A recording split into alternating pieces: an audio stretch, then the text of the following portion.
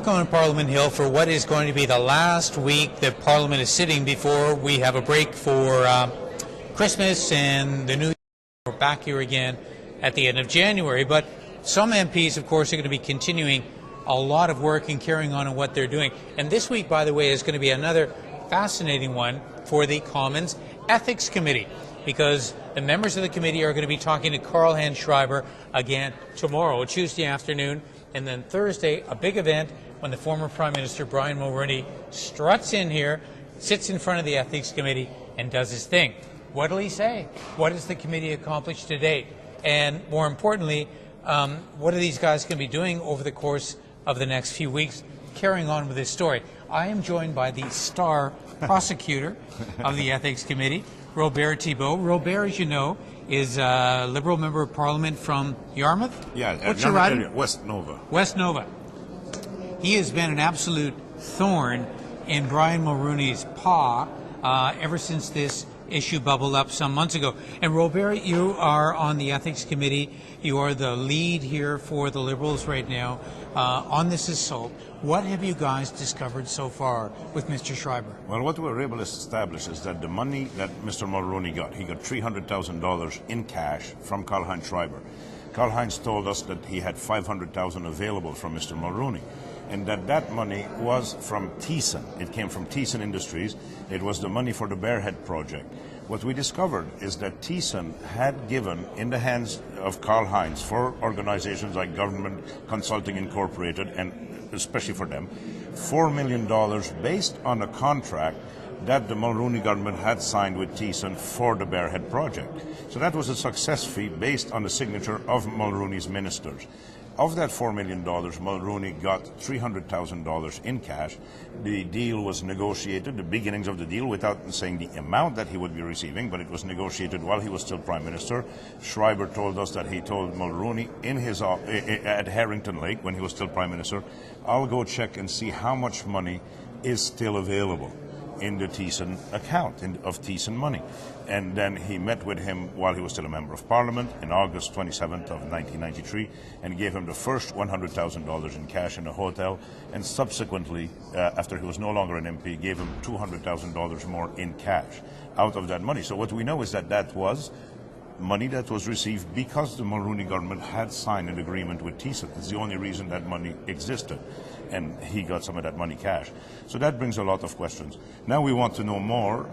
Karlheinz Schreiber makes allegations in a letter to Mulroney that he knows of money being given to Mulroney by the principals at CGI or GCI, Airbus money. Yeah, he suggested that has been there. So we'll, of course, be wanting to investigate that further. All right, so this begs the question, why Canadians should care? Where are you taking us on this discovery, Robert? Is there something that's going to end up implicating Mr. Harper? Is this ancient history? Are you on a vendetta against Mr. Mulroney? Is it about Parliament? Well, there's a number of things. I think, number one, it's about parliamentary institutions and democracy and the integrity of our systems. This has been lingering for a long time in the minds of Canadians, for about 15 years that people have been wondering what happened to that money. There's always been a feeling with many people, including myself, that somebody got away with one here. There was that $2.1 million paid out to Mulroney. We later found out that he didn't disclose his dealings with Karlheinz Schreiber, the $300,000 in cash. We hear from people who were involved at the time that had they known that, that money would never have been paid out. We also see names and cliques that were organized at that time in the Mulroney days that seem to be reappearing. We seem to be seeing the same sort of setup now that we saw then. We see people who did very well in the lobbying world and in the brokerage world in the Mulroney days that are still active. And we see the tentacles of Brian Mulroney within this government. He's been called a valued advisor by the Prime Minister. We've seen the rehabilitation by the Prime Minister and the Conservatives of Brian Mulroney. We also see people that are very close to him in key influential positions.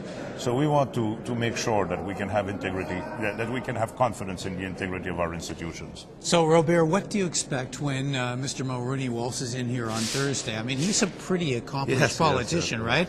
Yeah. I doubt he's losing sleep over this. He's probably got it figured out what he's going to say. Do you think you're going to be able to get anything out of him that's new? Well, I think the first thing is it's a courtesy to invite him. This isn't a witness that has been subpoenaed. I would not support subpoenaing a subpoena of a former prime minister at the House committee. He's coming of his own will accord.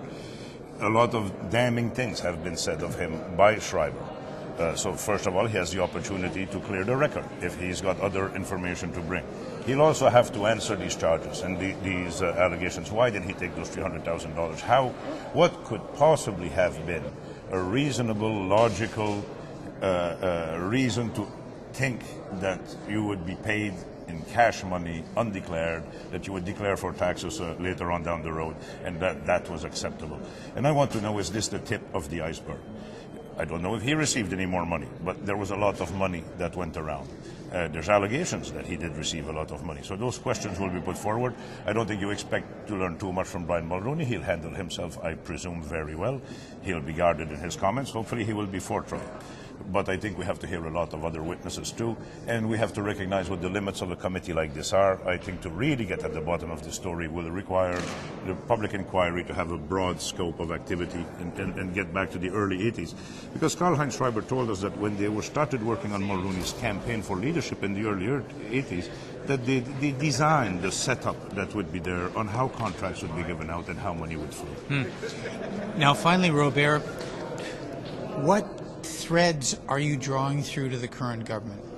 Well, we see a lot of the same people who are involved. We see people, Mr. Doucette, Fred Doucette, who is a big-name lobbyist around town. We see that he's been involved in some major contracts again.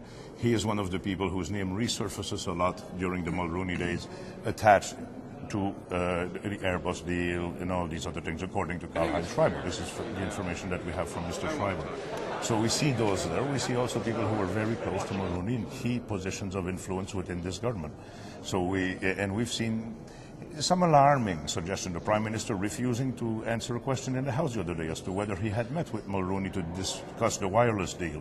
And we saw that the wireless deal was very favorable to a company which Mr. Mulroney sits on the board of directors.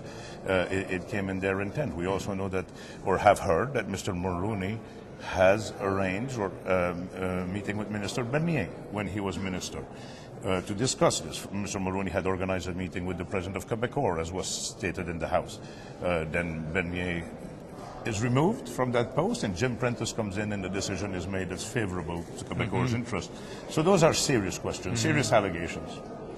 Finally, Parliament, as I said in my introduction, is going to be breaking in a few days, but you guys are not. I gather you're making plans now to work through January. What's going to happen? Well, we'll be deciding that this week. Maybe stay a couple of extra days for hearings or committee business in December and come back earlier in January and hear some witnesses to try to bring this forward. We know that it's only around the 11th of January that the Prime Minister will be receiving the recommendations from Professor Johnston on what the public inquiry will be. I believe that the Conservatives don't want a public inquiry, and they will try to have as narrow a scope as humanly possible so that they could still say that they've had one but not have an effective one. So we'll have to see. If they don't go deep enough, then we'll probably have no choice but to continue in our work, which isn't the best way to do this type of study.